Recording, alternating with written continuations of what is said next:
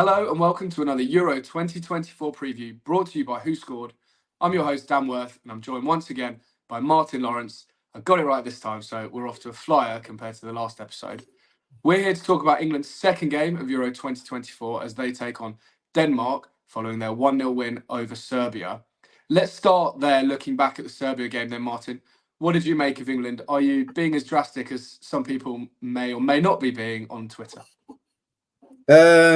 Yes and no. I think going into it, the concerns from the sort of warm-up friendlies were that we really struggled to break down like deep blocks. And it's kind of sort of, you never know what you're going to get with England because started the game really well against the deep block. Serbia just didn't put any sort of effort in from an attacking standpoint, really, and just sat too deep. And England were playing very, very, very well against it. So that was really encouraging first 30 minutes. It's like, okay, like less to panic about. The issues then started when Serbia actually started playing and England sort of, for want of a better word, crap the bed a little bit and almost forgot who they are. I think like you're Phil Foden, you're Harry Kane, like you were probably the best two players in your league this season, and you're coming up against a decent Serbia side. But like as soon as they started turning it on even a little bit, England just seemed to panic's probably not the word, but I guess it's the sort of same old thing that's targeted at Southgate that just started to get deeper and deeper.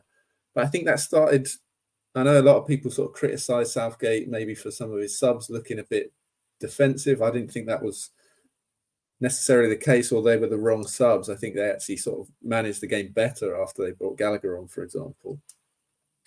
But yeah, it happened in the first half and they were playing well. And it's not Southgate giving those instructions on to start sitting deeper and deeper, I don't think, at least within the half. So yeah, there's something there in the players' mindset that maybe I don't think they look as confident as they did certainly 4 years ago and maybe going into the World Cup. So yeah, concerns there. Serbia did okay, and I guess you'd say England defended well enough. They had like very few scares. Like obviously Pickford had to make the one save, literally just one save in the whole game, and that was a shot outside the box, straight down the middle of the goal, really, that he should save as much as it was a decent save. Yeah, I just think England are the only nation and fans and media, etc., that will watch their team win a game in a major tournament and moan about it. Like, I'm not sitting here and saying, "Oh, that was an amazing performance from England," and like patting everyone on the back. Look, everyone who watched that game can see England can do much better than that, or should do much better than that, and be way more convincing. But like, we kept a clean sheet in the opening game. We've got 3 points. I say we. Obviously, I'm an England fan. For anyone watching this who doesn't get that already. Like, we're top of the group. The other, Denmark and Slovenia drew, so like we've already got a 2-point cushion. Like, things could be so much worse. And all right, Foden wasn't as good as we've seen him for City. All right, Kane wasn't as good as we've seen all season. You know, there's probably a few others we could put in that category. But yeah, we're off to a flyer. We've already kind of getting the 3 points has proven that the 2 warm-up games, like the Iceland one particularly, like we can just forget about that now. And I think maybe the reason behind some of the lack of confidence was maybe from that Iceland game where we really struggled to break Iceland down. And okay, yeah, we didn't do it loads against Serbia, but we did do it. So I'm hoping, and we'll obviously come on to that now, that England will play with a little bit more confidence against Denmark. Obviously, it's worth noting that like Denmark are better than Serbia. Like they are a stronger team than Serbia, so they're going to cause their own problems. But yeah, I think there's been a bit of an overreaction, or a negative overreaction on England. Like, I think not great, not bad. Like, let's just go on to the next one. I do buy into the theory that you can peak too early as well. And traditionally, teams that win tournaments don't play well throughout the tournament, sometimes don't start well. And so, yeah, I buy into that. And obviously, in the last World Cup, when England sort of their opening game against Iran, they won 6-2 and absolutely stormed it. And then not necessarily a massive drop off after that, but definitely like set a really high bar in terms of expectations. This is probably a safe space for us to be in terms of you've got something to build on now. Maybe expectations have lowered a little bit, which I think is probably a good thing. And yeah, a lot of the other strong teams in the tournament, some of them did play really well, some not so much in terms of like France and Portugal, both well fancied ahead of the tournament, didn't pull up any trees. So yeah, Yeah, not too yeah, I concerned. agree.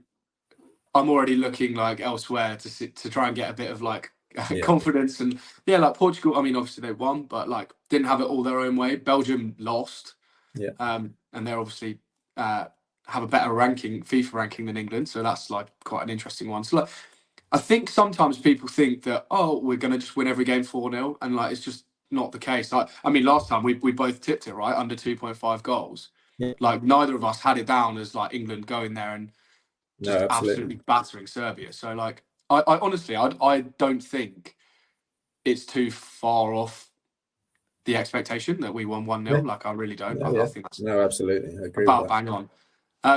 But let's chat about Denmark then.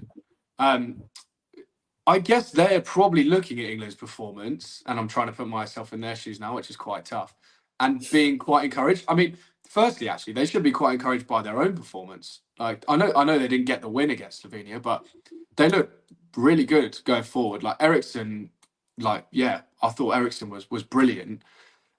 They actually made more penalty area entries, 40 of them, than any other team in round one. So that's like just goes to show um, their kind of like attacking prowess. And I think Ericsson, he made 7 key passes, which is 3 more than any other player. Like that's really impressive.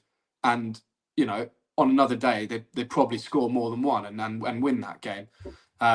So yeah, I do think Denmark, as I said earlier, are much stronger than Serbia, and they could really cause England issues here. I don't know if you have any thoughts on that.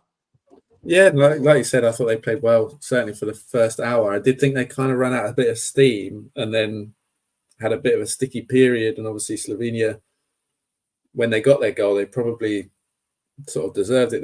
That's when they started to play. I think they had 8 of their 11 shots in the last half an hour of the game or so. And if anything, the team that looked to like to end the game stronger. So that will be a slight concern, I think, for Denmark in terms of they couldn't sort of sustain their dominance. But like I said, that rarely happens in any game, and they just didn't make the most of it really when they had the chance, because they were playing well. And like you say, Ericsson, such a pivotal figure for them. It's so nice to see him play his position, right? Like I Yeah, know he probably couldn't do that in the Premier League now, just in terms of the pace of the game. But I'm just not convinced by him in this sort of double pivot for Man United. I just don't think it doesn't have the leg. I think it's almost worse. Like, doesn't have the legs for it. And it's so nice. Like, obviously, Man United are never going to do that. But to see that if you give him a system built around him with 2 sort of protectors behind him, he can still flourish. Like you say, seven key passes. He also had five shots in the game. So those just aren't the numbers that he was posting for Man United, and obviously that's because it's a completely different role. But it's just nice to see him in that sort of number 10 role, where he was sort of the archetypal number 10, right, at Spurs. Like, just such a joy to watch in his peak, and it's just great to see him, particularly given what happened at the last Euro. It's great to see him still be so pivotal for his national team. So yeah, he'll be really important. But yeah, I do think in terms of just their legs just seem to go a little bit. And yeah, if you see in any level of football, if you don't sort of make your dominance count, then you can get caught out. And England will probably need to be wary of that in this one, right? yeah, for sure. I think that front three of Wynn, Hoyland, and Ericsson is super strong. Like I actually do really agree with you there, though, that they could tire. And England's defence is pretty strong and can frustrate Denmark for sure. That like there's no question there. But yeah, Jonas Wynn's who scored favourite. He's had last 2 seasons have been pretty strong. Hoyland not hit his heights at Man United yet, but I don't know. I actually pre-tournament had him down as doing well here. Well, not necessarily in this game, but at the Euros. So yeah, encouraging stuff for Denmark. Obviously, they really need a point. Well, yeah, after only getting one in the first game, like they're going to want to get a point here. And seeing Serbia only lose 1-0 to England, they're probably looking over their shoulder at Serbia too. So they're going to have to go for it. They're going to have to play for something. So should have a very enjoyable game. But going back then to the Serbia game, it's hard not to. The one thing that everyone is saying is about Phil Foden. What does Gareth Southgate have to do to get the best out of Phil Foden, or at least get what Pep gets out of Phil Foden, which is obviously a very good player. Is there anything he can do in time for this Denmark game to bring Foden into the game a bit more or get more out of him? I don't know. It's just you're never going to get England playing like Man City and playing in a system that suits Foden down to the ground. Like nominally, sorry, you can see him in the same sort of areas and same starting position, whether he starts off the left or in the 10. That, in theory, should get the best out of Phil Foden, right? But it's the system around him. And it's a difficult one. And obviously, a lot of people would point fingers at Southgate because the players are there to protect and see him flourish, right? You've got Declan Rice, who's one of the best sort of central midfielders, holding midfielders, whatever you want to call it, in the tournament, probably. Maybe having someone alongside Rice that's a little bit more sort of minded as well might just alleviate a bit of that pressure on the sort of attacking quartet to sort of dig in as much as they do. But I think you see from Bellingham, like the amount of work that he gets through in that position, like there should be enough industry in that side. But obviously, I thought Gallagher played well when he came on. I think he will come into consideration. I'm not saying he'll start, but will come into consideration. I know I said in the Serbia game, Alexander-Arnold, I would definitely play him, but I would probably play him a right back. I stand by that. I don't think he played too badly against Serbia, but I still don't see it as his position. He can do the same sort of things from right back that Kyle Walker just can't. And maybe there's the defensive concern, but Denmark, they do play with width, but it's wing backs, right? They don't have sort of a sort of tricky winger to sort of really concern Alexander-Arnold too much. So yeah, I'd say it again, but that would be probably the change that I'd make. Other than that, I think I'd give Foden another chance. I thought he should have been brought off in the game against Serbia relatively early in the second half, just because he was ineffective, and you had players like Palmer and Gordon on the bench. I think Gordon in particular might have been a different outlet.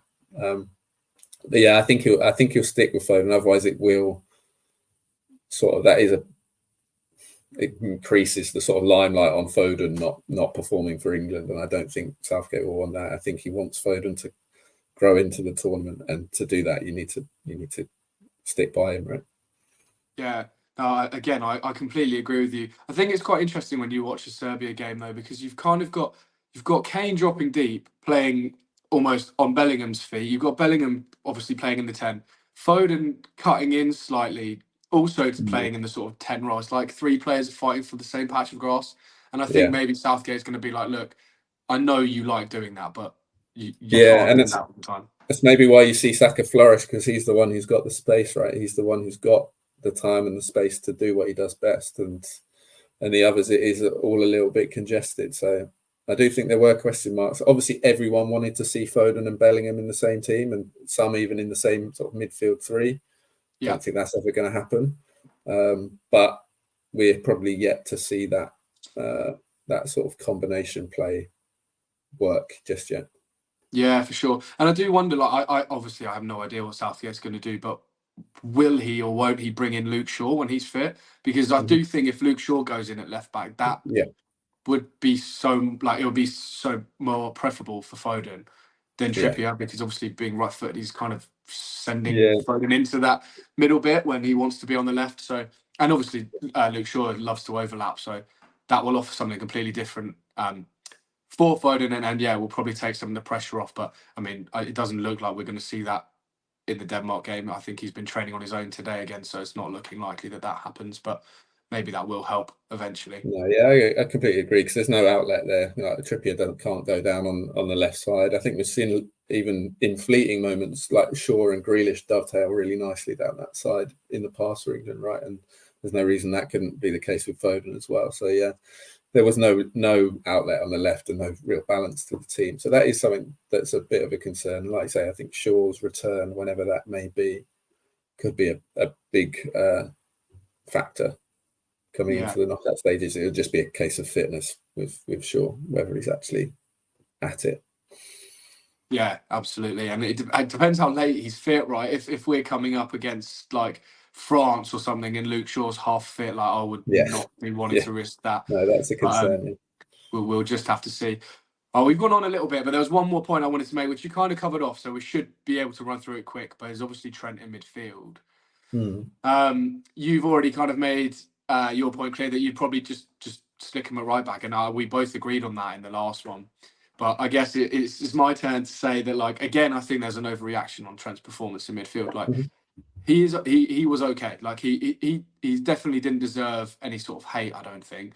In the same, like, no, I don't think he did anything that's like, wow, he has to play in midfield going forward, because I mean that didn't happen. But the one thing I do think is he is so capable of creating big chances, and a lot of the other criticism again is on Harry Kane, like how he barely touched the ball, didn't really do that much. But you know full well, you kind of see it when he has that header up, which was a great save. Trent can pick Kane out, and if he's got a great chance, he's going to score it. And I think that outlet is such a strong one for England that I would actually almost go back on my word and play Trent in midfield. At least give him another go here, because I do think he's got that spark in him, that moment that if England are struggling to break Denmark down, or whoever down, he can find that pass. And I do think that's quite a valuable asset that England have, that they can rely on him for that. I guess my argument would be like the consensus is that we can't play Trent in midfield against strong opposition, and say like we should get through the group stages. We are going to face strong opposition. Yeah. Like, why are we doing this now? Like, why wouldn't you try and see if Trent is comfortable at right back now, and get ready for the latter stages and have that confidence that maybe you don't have to play. Like, I know that up against a fast winger, if he comes up against Mbappe, he's always going to play Walker.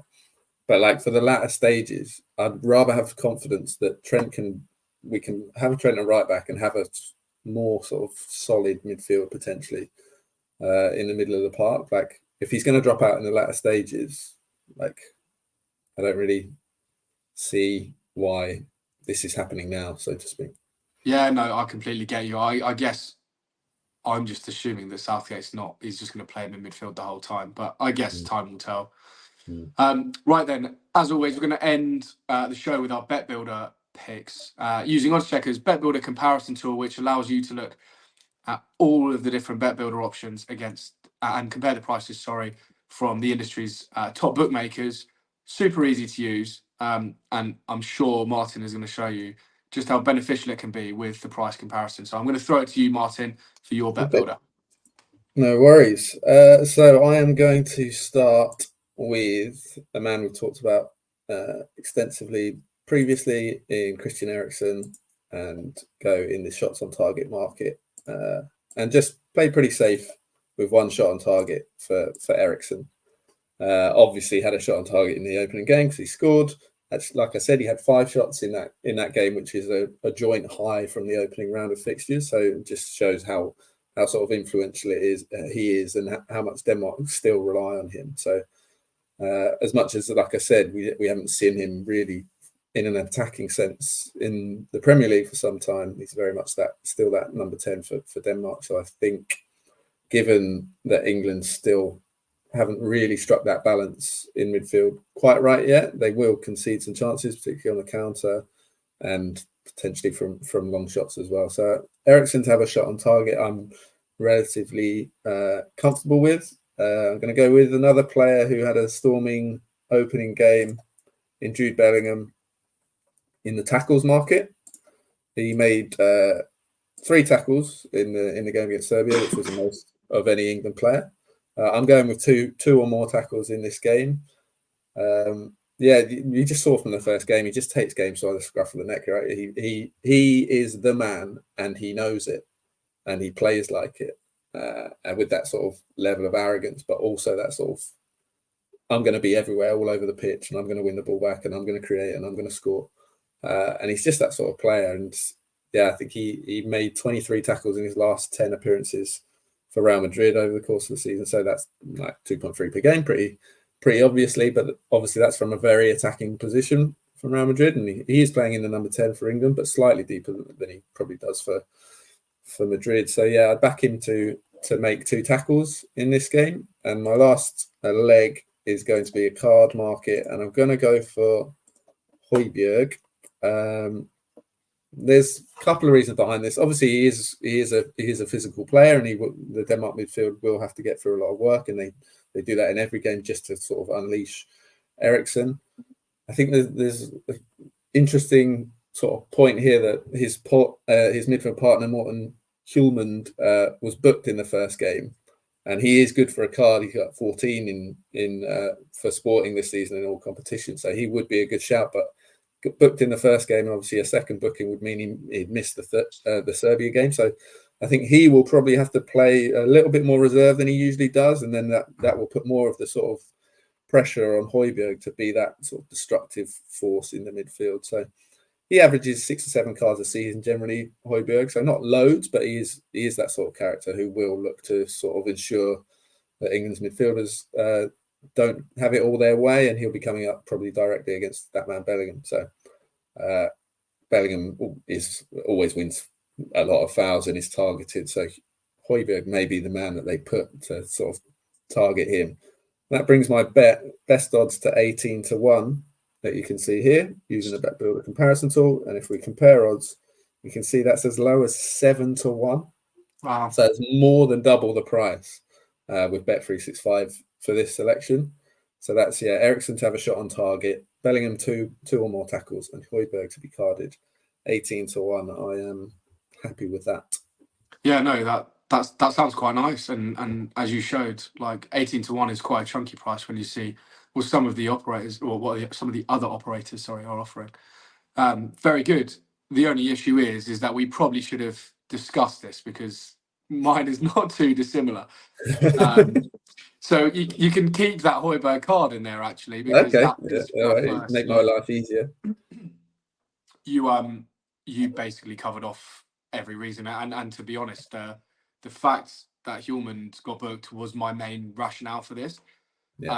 Because as you say, he's going to have to calm down a bit, and I don't think Højbjerg is going to be too upset about having that enforcer role. Like we know what he's like from the Premier League. Though I think he had 4 bookings and he made like 8 starts or something. So he loves to get stuck in, and as you already mentioned, he's coming up against top tier opposition in Bellingham and even Rice. And even if Kane's dropping deep, Kane won quite a few fouls against Serbia, and he loves to go down and win England important free kicks in that area. So I think that's a nice start. And even there, you can see 4-1 just for that card. So a nice base. I also want Eriksen, but I have gone one further, and not to score again, but to get an assist. Which is quite brave because obviously for Eriksen to get an assist, I'm suggesting the Denmark score here. But I already mentioned. Say that again. Sorry. That price change. I know. That. Wow. Yeah, it's big. I'm guessing the bookies are not expecting Denmark to get on the score sheet here. Doesn't seem like it. But so we're just over 31-1 already with that. But I already mentioned earlier in the show like how good Eriksen was in their opener, how creative he was. You mentioned how many shots he had, so I'm almost hoping he's not the one that scores for Denmark here. But I think feeding through to the likes of Wynn and Højlund, he could cut the England back line in half, and I would back Wynn or Højlund to get there, to at least get a shot on target and hopefully finish one of those chances. I'm not saying he's going to have 7 key passes again, but like you can imagine him having a few. So I fancy him to get an assist, particularly if Denmark do score. I imagine he'll have some involvement in it. And finally, it's one of England's underperformers from the last game, but I'm going Harry Kane to have 1 shot on target or over 0.5 shots on target. I don't really think this needs much rationale, to be honest. It's Harry Kane. He's fantastic generally. He's probably going to take England's penalties, as we've discussed before. Only needing 1 shot on target, had it against Serbia. I just think that adds a little juice to the overall price, and it doesn't really increase the risk that much for me. So that looks like it's coming in just short of 41-1. My eyesight's a bit bad, but that's what it looks like from it. Right, yeah.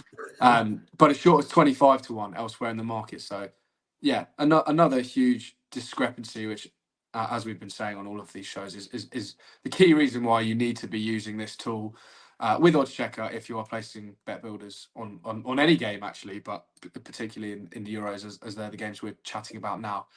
So 2 nice bet builders there for you. They'll get posted on Who Scored, and I'm sure we'll run a poll again to see who you fancy the most. I think I actually won the last one, Martin, very I think you marginally. did. I mean, I think you didn't did. win the bet, that's for sure, but I was the most popular. So I did get two out of 3 legs in the bet. Like you said earlier, we both got unders in the England-Serbia game. I had Bellingham shot on target. He went one further and scored. And then my other leg was Pavlovic to be carded, which was just looking really good first half against Saka. I was just like, this is looking good. The one I was worried about was the under 2.5, obviously when England scored early. Yeah, but yeah, not too far off. That would have been a nice way to start England's campaign with a little winnings as well in my pocket. Hopefully you go one better here, mate. I'm backing you. But yeah, 2 nice bet builders there. Go and have a look. Go and play with the tool. Like, you don't have to listen to us. You can bang in loads of options in there, see the price changes, compare them, etc., etc.